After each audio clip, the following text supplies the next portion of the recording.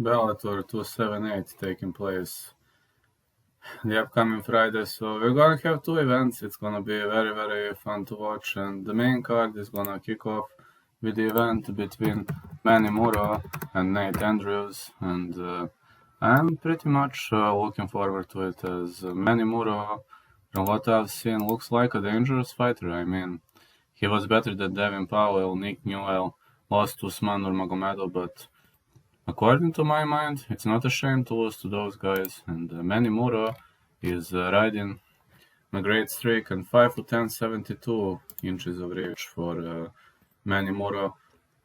He is looking really, really dangerous right now. And gonna meet against Nate Andrews. Nate Andrews is 16'4", 5'11", 76 inches of reach, out of New England Combat. He's on a cold streak with back-to-back losses to Sadavad, Chris Wade on 2 occasions, and a victory over Rashid Magomedov.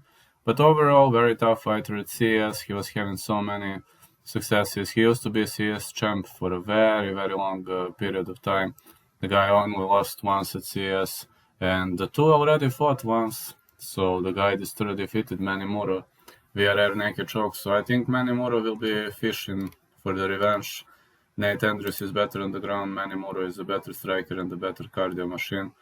So I think I'm gonna go with Manymore for this one.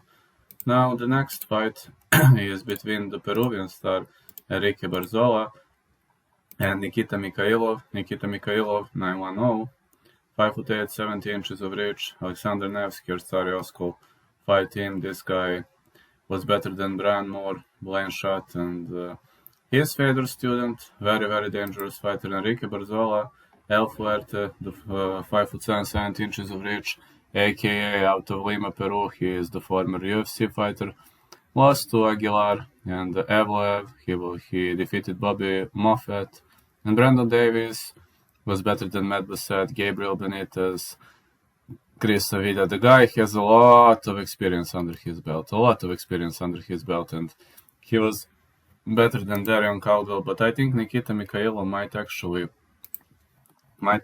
be the best prospect right now at the moment. I'm not saying he is, but I'm saying he could be. Right, I think the guy is heavily underestimated, and because of his age, people are thinking that he is unexperienced, etc. So Enrique Barzola is way more experienced at 32 years of age, but there are some problems to his game, and I believe Enrique Barzola will have a very hard time. I'm gonna go with not going the distance here. If I must pick a side, I'm going to Mikhailov. So the next one is between Christian Edwards and Grant Neal. Christian Edwards, 5'10", Payne, 6'5", 78.5 inches of reach. This guy is a very, very tall light heavyweight fighter. Lost to Ben Parrish, but prior to that he was better than Hamza Salim, Marco Fuch, Cesar Bennett, Justin Vargas, and outworked Simon Biong. Grant Neal, the truth, 5'11", 74 inches of reach. Gonna have massive reach disadvantage. Comes out of wrestling, lost to Alex Polizzi, but he was better than Tyree Fortune, he was better than Maurice Jackson, Hamza Salim, Claude Wilcox, Jimmy Lugo. I just think there are differences between these two guys, and I think Christian Edwards not gonna have a good time with high-level wrestlers, so I will have to root against Christian Edwards here, and I'm gonna pick Grant Neal for the victory, unfortunately. I'm a fan of Edwards, but I don't see it coming. Then Jornel Lugo, gonna meet Denis Sabatello. Jornel Lugo, 8'00", 5'9", 72.5 inches of reach. BJJ fighter with decent striking skills. He was better than many opponents. 5'0" in Bellator. Better than John Duma, Shailer Soto, Casbell, Kate Lee, Brian Moore. He outworked majority of them or choked them out, but his cardio levels are brutally good. Denis Sabatello, the Italian gangster, 11'10", 5'10", 69.5 inches of reach, ATT fighter. He was better than Brad Jones, which kinda really surprised me. So I have a feeling this fight could go all the way. Yes, Sabatello was even better than Evan Blackshear, Taylor Moore. At Titan FC, he was extremely dominant, so I think this fight might actually go all the way. I'm gonna say fight goes the distance. If I must pick a side, I would go with Lugo's experience.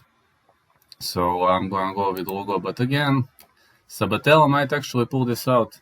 There are some levels to this game. Lugo having a reach advantage, which is not going to mean much. Then the next fight, the main event of the evening, we got Juliana Velasquez versus Liz Carmouche.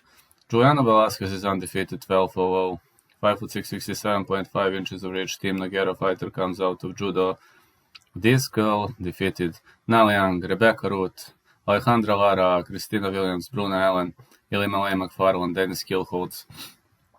Her cardio levels are brutal, but Liz Carmouche, 16-7-0, 38 years of age, 5'6", 66 inches of reach, is extremely tough opponent to deal with, and she's not gonna go down. You know that very well.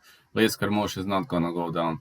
She lost to Valentina Shevchenko via decision, Alexis Davis via decision, Miesha Tate via decision. Ronda Rousey and Marvel Skonen were the only girls to finish her. I don't think this girl is gonna get finished. Very hard to see Liz Carmouche getting finished.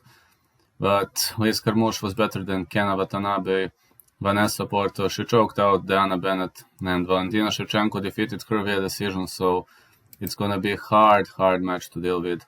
I think this is a 5-rounder, right? Yeah, this is a 5-rounder. I think over 3.5 gonna be a great pick, or fight starts round 5 also gonna be a great pick. If I must pick a side, I think Liz Carmouche has very decent chances to win this fight, so that's gonna be my list of picks and predictions for Bellator 278.